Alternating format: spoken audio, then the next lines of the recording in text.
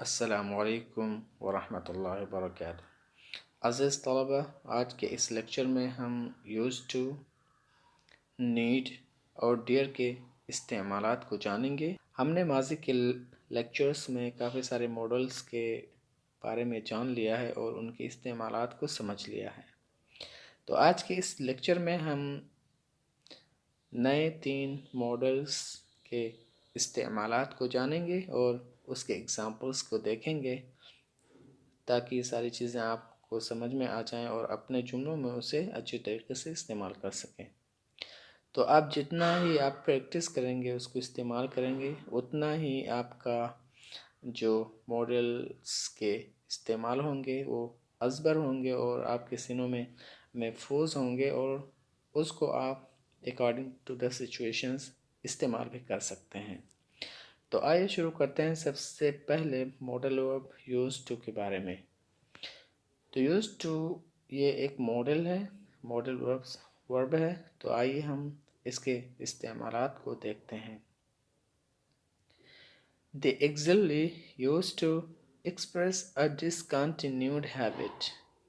auxiliary used to का इस्तेमाल किया जाता है एक गैर इस्तिमरारी आदत के लिए, यानी माजी में कोई आपकी आदत थी लेकिन अब हाल में उस आदत से आपने छुटकारा पा लिया है, तो उसके लिए आप यूज़ टू का इस्तेमाल कर सकते हैं।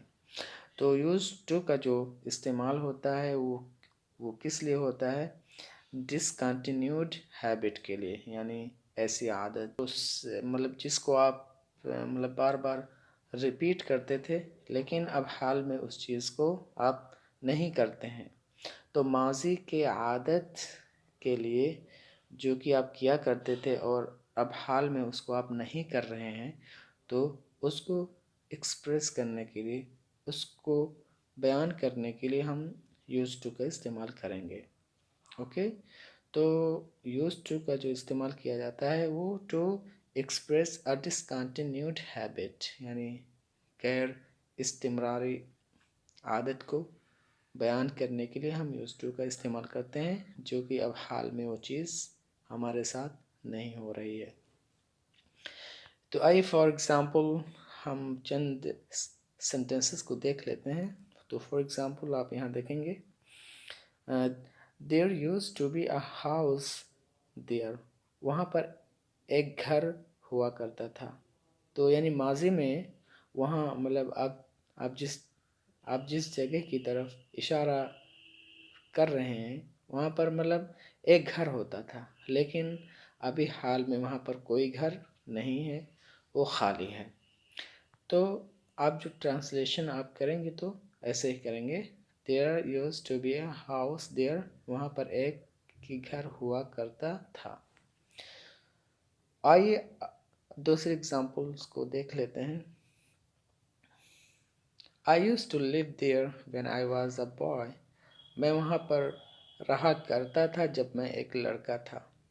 तो यानी आप जब एक लड़के थे, एक बच्चे थे, तो वहाँ पर आप रहा करते थे, लेकिन अब हाल में आप वहाँ पर नहीं रहते हैं। तो ऐसे ही आप ट्रांसलेशन कर सकते हैं। आई यूज़ टू लिव देयर, मैं वहाँ पर रहा करता था। When I was a boy, जब मैं एक लड़का था। तो इस यूज़ टू के ज़रिए से आप क्या बयान कर रहे हैं? डिसकंटिन्यूड हैबिट, यानी गैर इस्तिमरारी आदत को, जो कि अब नहीं है, उससे आप छुटकारा पा चुके हैं, लेकिन माजी में वो आपके साथ हुआ करता था। तो you can use to express a discontinued habit। okay, yeah, okay, आगे चलते हैं। Used to as an auxiliary verb is old fashioned and very formal। जहाँ तक रही बात used to की, तो एक auxiliary verb है और ये काफ़ी ओल्ड फैशन है, यानी काफ़ी कदीम है। ये नई चीज़ नहीं है, लेकिन ये काफ़ी फॉर्मल है। आजकल लोग इसको इस्तेमाल करते हैं, आप भी इस्तेमाल कर सकते हैं। Today we normally use did in negative and questions sentences.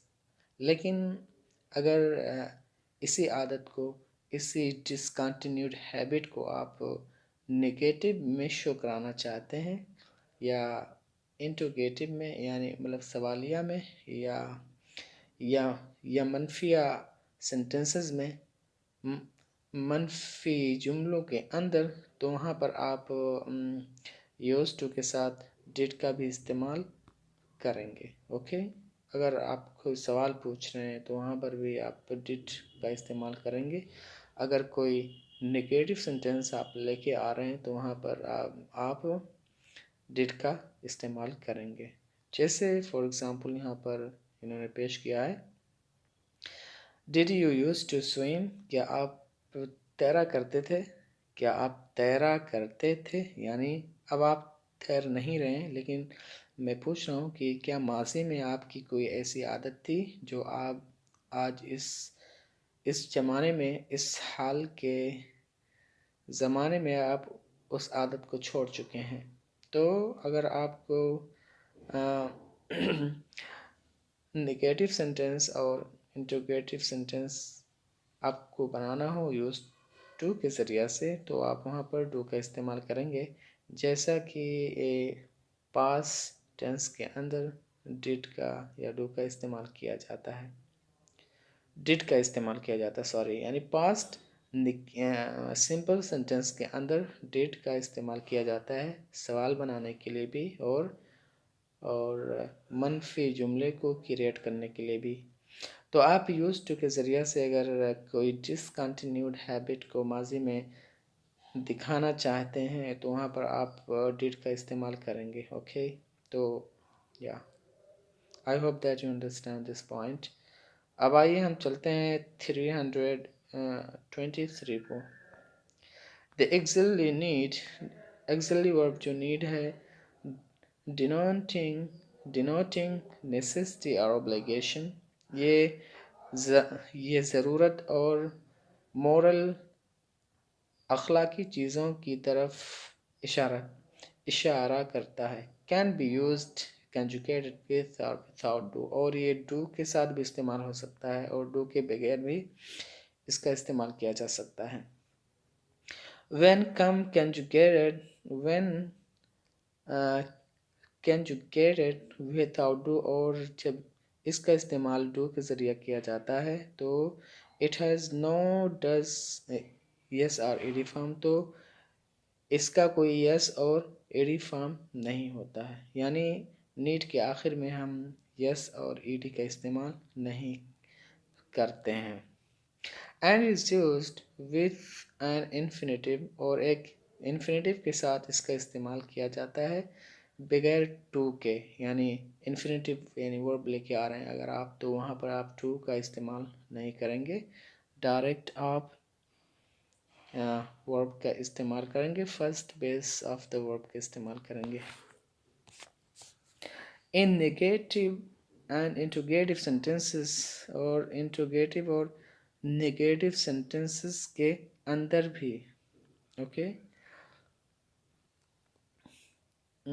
and in sentences that contain semi-negative words like scarcely and hardly, तो यहाँ पर ये कहना चाहते हैं कि नीड, ये जो एक्सिलरी वर्ब है, इसका इस्तेमाल नेसेसिटी के लिए किया जाता है और ऑब्लिगेशन के लिए किया जाता है।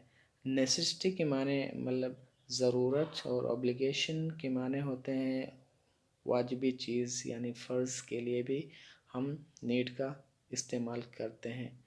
और जो दूसरी बात यह है कि हम नीड को डू के साथ भी इस्तेमाल कर सकते हैं और बगैर डू के साथ भी इस्तेमाल कर सकते हैं, लेकिन अगर इस नीड का इस्तेमाल बगैर डू के साथ किया जाए तो इसका कोई, इस नीड के आखिर में इसका इस्तेमाल नहीं किया जाएगा और इसी तरीके से ईडी का भी इस्तेमाल नहीं किया जाएगा, और इसका इस्तेमाल हम बेयर इन्फिनेटिव के साथ करेंगे, यानी इन्फिनेटिव होगा लेकिन उसमें टू का इस्तेमाल नहीं किया जाएगा। तो आइए फॉर एग्ज़ाम्पल हम यहाँ पर चंद मिसालों को देख लेते हैं ताकि बातें वाज़ेह हो जाएं। ही need not go, it is not necessary for him to go।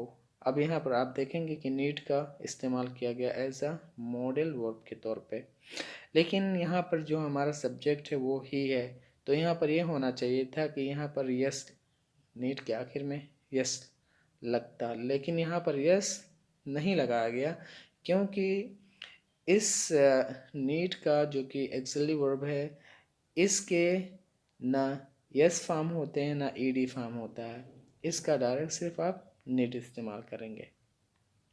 He need not go, उसको ज़रूरत नहीं है जाने की, ठीक है, तो यहाँ पर ये हो गया। Need I write to him, क्या मुझे उसे लिखने की ज़रूरत है, तो यहाँ पर आपने देखा कि need as a auxiliary verb का इस्तेमाल किया गया है, और यहाँ पर नीड यानी सवाल यानी ज़रूरत के ज़रिया से के साथ साथ सवाल पूछने के लिए भी इसका इस्तेमाल किया गया है। Need I write to him, क्या मुझे उसे लिखने की ज़रूरत है। I need hardly take his help, मुझे बमुश्किल उसके हेल्प की ज़रूरत है। ओके, तो यहाँ पर आप देखेंगे कि जो नीड का इस्तेमाल किया गया बिल्कुल कैन की तरह से किया गया, जैसे कैन में न कोई ईडी फॉर्म होता है न कोई यस फॉर्म होता है, यानी कैन के आखिर में ना यस लगता है ना ईडी लगता है, ऐसे ही नीड को अगर आप बगैर डू के इस्तेमाल करेंगे तो वो बिल्कुल कैन की तरह से होगा। ओके, तो यानी अगर आप ये जान लीजिए कि नीड का इस्तेमाल अगर बग़ैर डू के होता है तो उसका जो इस्तेमाल होगा बिल्कुल कैन की तरह से होगा, और जो मनफी जो जुमला है उसके लिए हम यानी नॉट का इस्तेमाल ना करके हार्डली का इस्तेमाल कर सकते हैं, इसी तरीके से स्केर्सली का इस्तेमाल कर सकते हैं। तो I hope that you understand this point also. आगे चलते हैं हम। व्हेन कंजुगेटेड विद डू, लेकिन जब नीड का इस्तेमाल डू के साथ किया जाए, यानी नीड का इस्तेमाल कैन की तरह से ना किया जाए बल्कि उसके साथ डू का भी इस्तेमाल किया जाए, तो इसके यानी तमाम वो फॉर्म्स होंगे जो दूसरे वर्ब के होते हैं, जैसे यानी नीड्स, नीडेड एंड नीडिंग भी हो सकता है। तो is used with to infinitive, और इन्फिनेटिव के साथ भी इसका इस्तेमाल होगा, यानी आप जो फेल ला के आएंगे नीड के बाद उससे यानी पहले आप टू का इस्तेमाल करेंगे। It is commonly used in negatives and questions, और डू का नीड का इस्तेमाल डू के साथ यानी आमतौर पर नेगेटिव सेंटेंस और सवालिया जुमलों के साथ किया जाता है। ओके, यानी नीड का इस्तेमाल अगर मतलब डू के साथ हो रहा है तो इसका जो आम इस्तेमाल है, कॉमन इस्तेमाल है, वो नेगेटिव सेंटेंस के लिए और इंटरोगेटिव सेंटेंसेस के लिए किया जाता है। It sometimes occurs in the affirmative also, लेकिन कभी कभार यानी डू का अगर नीड का इस्तेमाल डू के साथ किया जाता है तो ये अफर्मेटिव के साथ भी आता है। ओके, तो आइए फॉर एग्ज़ाम्पल हम यहाँ पे देख लेते हैं चंद मिसालों को। Do you need to go now, क्या तुम्हें अभी जाने की ज़रूरत है। तो यहाँ पर आप देखेंगे कि नीड का इस्तेमाल एक वर्ब के तौर पे हुआ है, ना कि जस्ट लाइक कैन की तरह से हुआ है। ओके, ये हो गया मतलब सवालिया जुमला।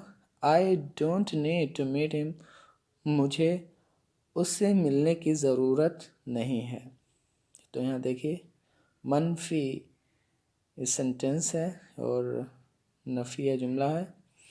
One needs to be careful, हर एक को मतलब सावधान होने की ज़रूरत है।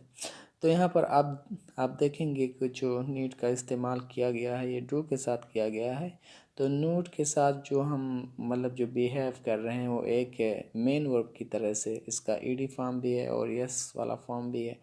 तो अगर कैन को आप विथआउट डू इस्तेमाल करते हैं तो वहाँ पर कैन का इस्तेमाल हम नीड का इस्तेमाल बिल्कुल कैन की तरह से करेंगे, लेकिन अगर उसका डू के साथ इस्तेमाल किया गया है तो जैसे आम सेंटेंसेस के साथ डू का इस्तेमाल होता है वैसे हम उसका इस्तेमाल करेंगे।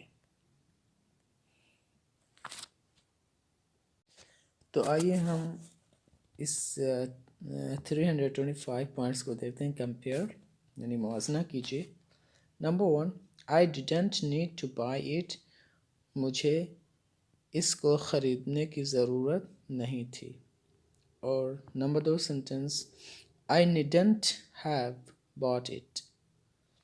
तो ये जो दोनों लफ्ज़, ये जो दोनों सेंटेंसेस हैं, इनमें यानी मतलब फ़र्क क्या है, इनको आइए हम कंपेयर करते हैं। तो फर्स्ट सेंटेंस का माना है it was not necessary for me two by it but I didn't by it, यानी मेरे लिए ज़रूरी नहीं था कि मैं इसे ख़रीदूं और मैंने इसे नहीं ख़रीदा।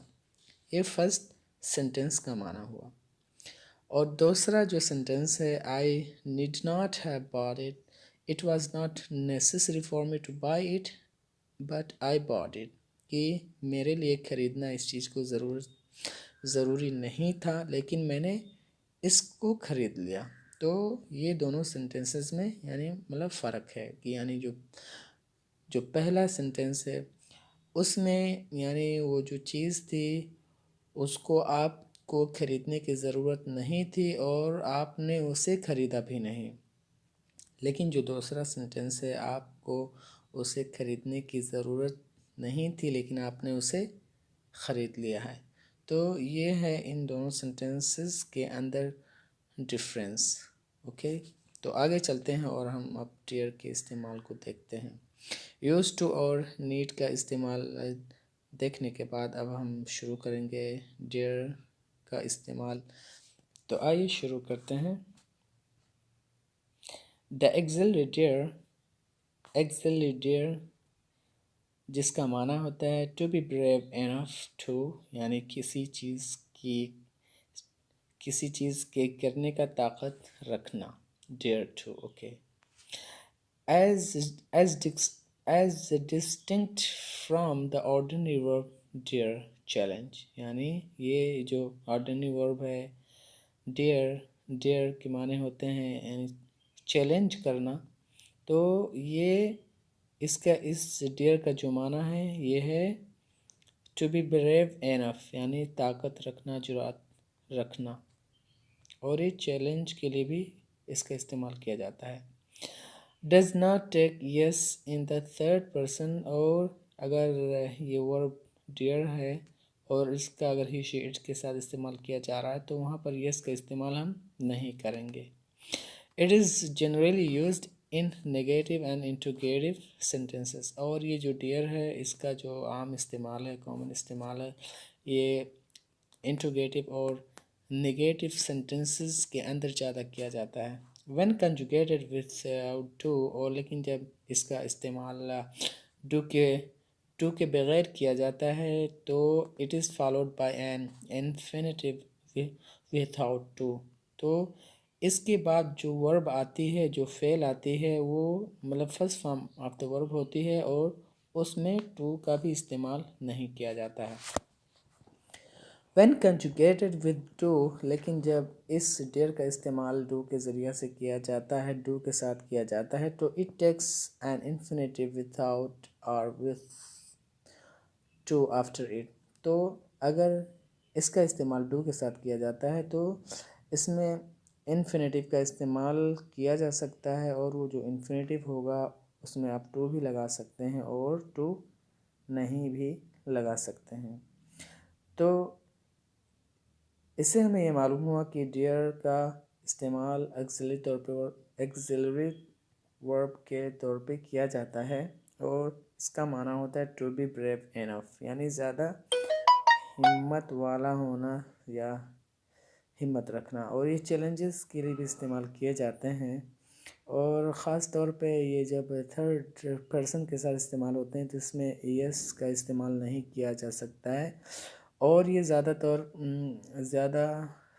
कॉमन और ज़्यादा तौर पर ये इंट्रोगेटिव सेंटेंसेस के साथ इस्तेमाल किए जाते हैं और नेगेटिव सेंटेंसेस के साथ किए जाते हैं। लेकिन और जब ये डू के साथ इस्तेमाल ना हो तब। लेकिन ये जब डू के और इसके बाद इन्फिनेटिव का भी इस्तेमाल किया जाता है।